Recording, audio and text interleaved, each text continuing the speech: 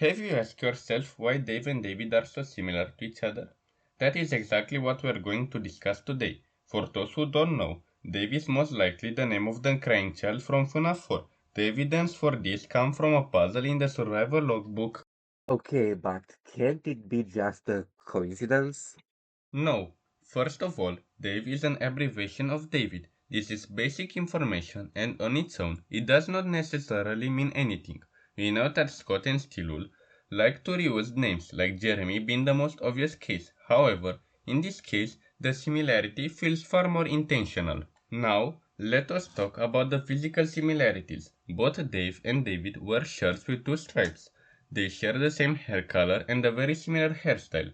You can even notice that both have those distinct strands of hair falling on their forehead. On top of that, both children have an animal plush that they love and carry everywhere. David has Tiger Rock, while Dave has the Fredbear plush, which we see present during almost every important moment of the crying child's life. In both cases, the plushes are given to them by their fathers, who are distant figures, absent because of work, and who replace their presence with toys instead of actual care. Both children also die at a similar age due to their father's negligence, and in location owned by their fathers very close to their homes. David dies at Murray Costume Manor, while Dave dies at Fredbear Family Diner. Some people argue about the exact location shown in the FNaF 4 minigames, but that discussion is not the focus today. You can take it from now. More work, I guess. Let us talk about David and Tiger Rock. In Seeds of the Mimic, when Arnold enters the basement and encounters Tiger Rock, the costume shows abilities that are clearly unnatural. It can teleport directly in front of Arnold and then disappear. It only kills the protagonist when he stays out of the light for too long. Even before this section, David causes Arnold to experience hallucination involving Tiger Rock. This hallucination could be explained by the fact that Arnold is severely sleep deprived, having stayed awake for nearly 36 hours before the start of the game. However, we do not believe this is real reason Arnold sees Tiger Rock. It is clear that David had a special connection with his toy. Even when the mimic tried to mimic him, it held onto Tiger Rock, most likely how David did. That moment is what caused Edwin to unleash all his anger onto him, which says a lot about how important the plush truly was. Now let me alone. I already have a lot of work editing this. You still have the golden plushie.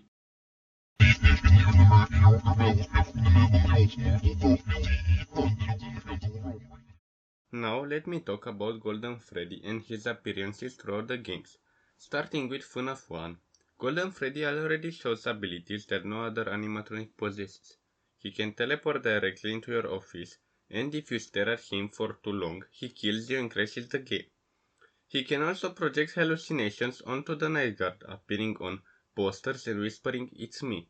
These abilities are extremely similar to the powers David displays in Secret of the Mimic. We also cannot forget the Easter egg where if you put 19A7 on the customized screen, Golden Freddy instantly jump scares you.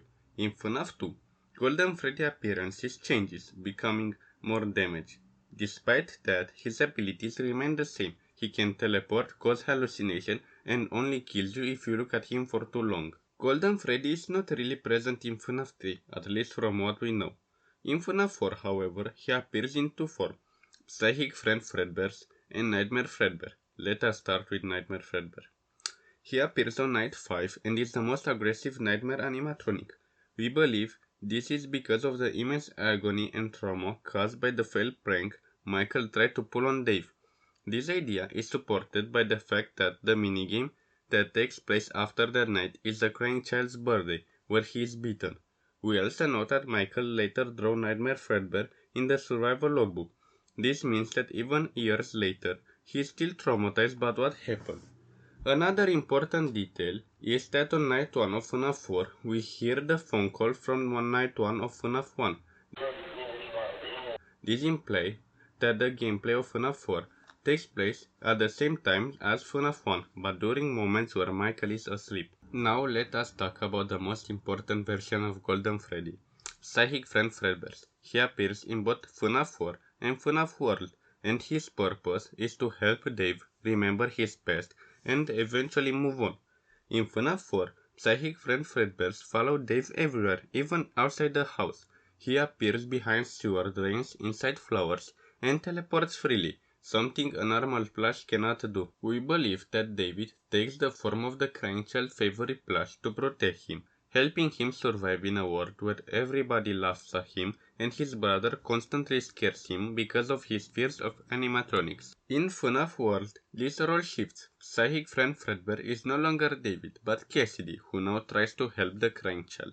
The plush becomes glitchier and speaks differently compared to how it spoke to Dave during the daytime sections of FNaF 4.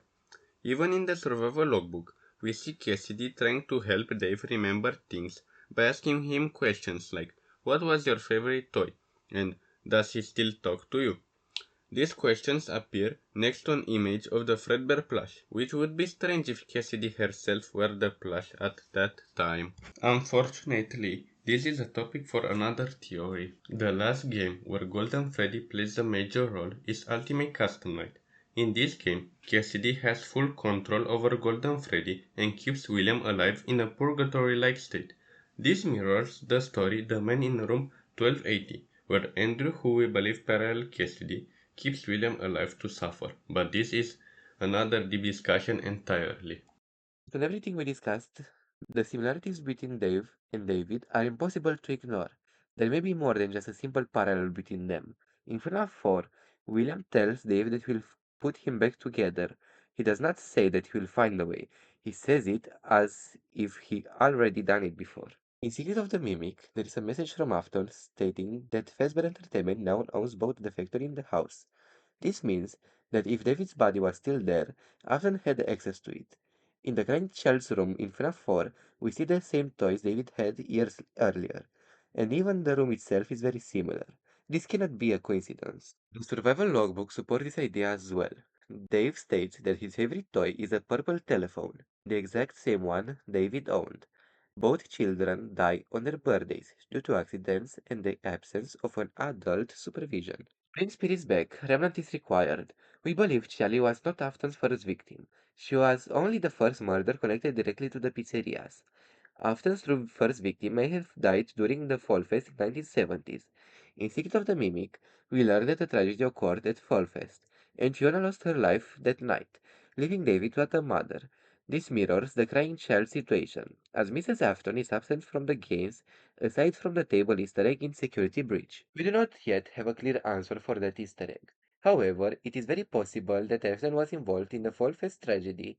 This could also explain why the mimic in Help Wanted takes the form of a spring bonnet-like costume rather than a suit like the one William used during the missing children incident. In Secret of the Mimic, when playing as Arnold, we see something resembling a scooper used for placing suits on endoskeletons.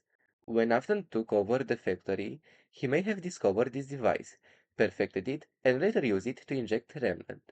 This would explain why, by the time Michael reaches the sister location bunker, Remnant research is already extremely advanced, complete with schematics for the scooper and animatronics designed solely to capture children. By 1983, the bunker must have already been finished, otherwise William would not have had the plush used to speak to Dave, nor the extensive camera system monitoring him.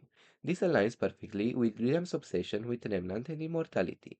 He did not see Crying as a son, but as an experiment. That is why he never tried to stop Michael. Dave or David was simply a doorway to the eternal life. This is also why the argument that William cared about his children falls apart. He used Michael as a tool, sending him into the sister location bunker to retrieve Elizabeth, fully aware it would likely kill him. There is another detail that strongly supports this theory, and it comes from Ruin. In one of the cardboards, we see Gregory during the moment when he first befriends Cassidy. At this point in time, Gregory is not yet under the control of Glitchtrap or the Mimic. An important visual detail is that he does not have a bandage on his knee. Later on, after Gregory falls under the Mimic's influence, that bandage suddenly appears. This is not a random design choice. The bandage is placed in the exact same spot as the one worn by Grindchild in the image shown in FNAF Encyclopedia. This is strongly suggests that the mimic was actively trying to make Gregory resemble the crying child more closely. This behavior fits perfectly with what we know about Mimic's goals. After the events of Secret of the Mimic, Afton gains control of the factory, which is where he encounters Fiona and the Mimic in the basement. We know that Fiona's main objective is to bring David back to life. She repeatedly pushes Edwin towards this goal, showing clear obsession with restoring David at any cost. If Fiona and William came to an agreement to achieve this, it would explain how Dave came to exist in the first place. David would not simply be revived, but reconstructed through a mix of remnant memory and imitation. This would also explain why, later on, the Mimic attempts to do the same thing with Gregory. The Mimic shaping Gregory to resemble a crying child is not just symbolic, it is behavioral, proof that this process has happened before. Gregory becomes another attempt, another reconstruction, another echo of David. From a timeline perspective, this works perfectly. After Afton gains control of the factory, he collaborates with Fiona to bring David back to life in the form of the crying child. Years later, the Mimic repeats the same process with Gregory. This turns Gregory into living evidence of the original experiment. He is not just being controlled, he is being reshaped. And do not forget that in Secret of the Mimic, Edwin scared David with the foxy plushie, like Mike did with his brother, another parallel that coincides too much. These are the reasons we believe Dave is actually David, rebuilt by Afton. It is clear that Stilwell intentionally made them extremely similar, both visually and narratively. We do not believe this is just a parallel. Let us know what you think about this theory. If you have evidence that supports or contradicts it, share it. Solving FNaF requires community effort and respect for different interpretations, even when they do not align with our own.